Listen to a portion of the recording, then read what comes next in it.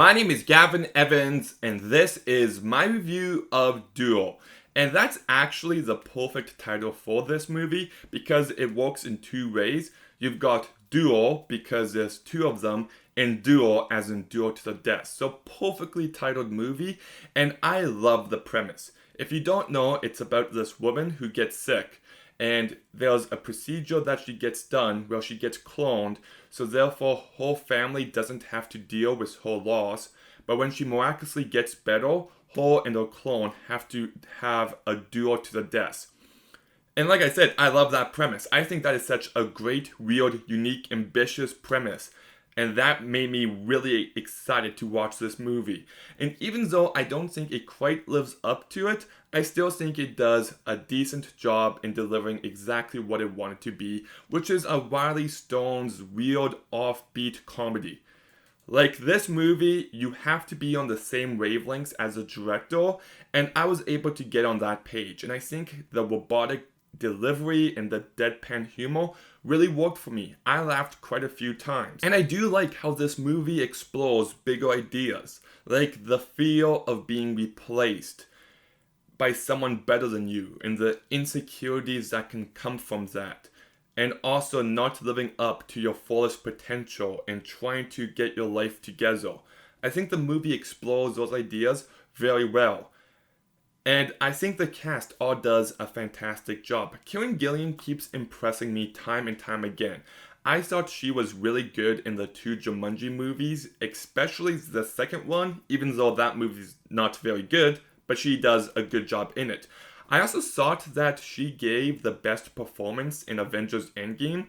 I was really impressed by her work there, and I loved her in Oculus. That is such a great, underrated horror movie that she really excels in, and she delivers yet another great performance here. I think she's able to get on the same page as the director very well, and her comedic delivery I found to be pitch perfect, and the fact that she plays two different characters and you can always tell which one is which is just really impressive based on her talent alone. Then you've also got Aaron Paul, who gives one of the best performances ever in Breaking Bad, and somehow his career never took off after that, which is still baffling to this day. But I was happy to see him here, and he does a good job. And you also got Biola Cole, who I think does a decent job.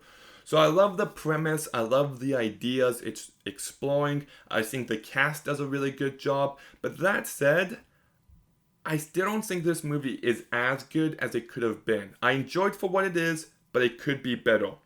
And I think one big issue I have with this movie is that early on, there was a big time jump of 10 months.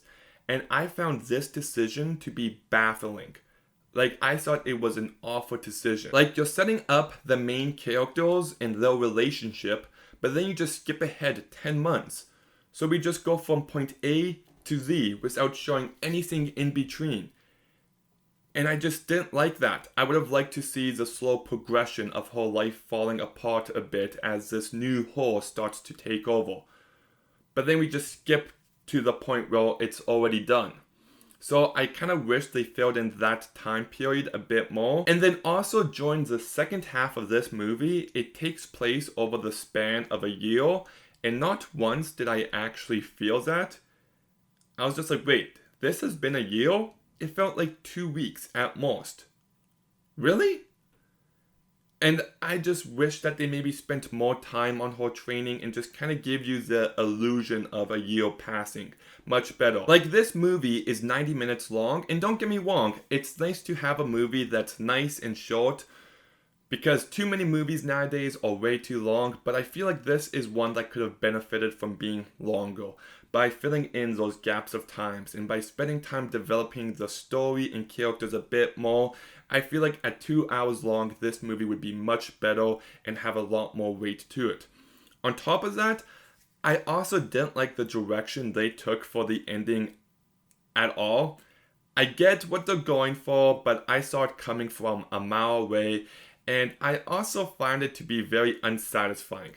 Like, without giving anything away, when you spend your entire movie building up to an event, and that event never happens, it's not subverting my expectations in a good way. It's just disappointing me because I didn't get what the movie has promised me and built up to throughout its entire time, and the result is an ending that's a lot less unsatisfying. One other issue I have with this movie is that even though I love what Riley Stearns brings to it, and I love the robotic deadpan delivery, I also think it would have been a better idea if the real Sarah didn't talk like that and only the clone of her did. I felt like that would have given this movie an extra layer where one is human and you get all the flaws that come with that, and the other one is a lot more programmed.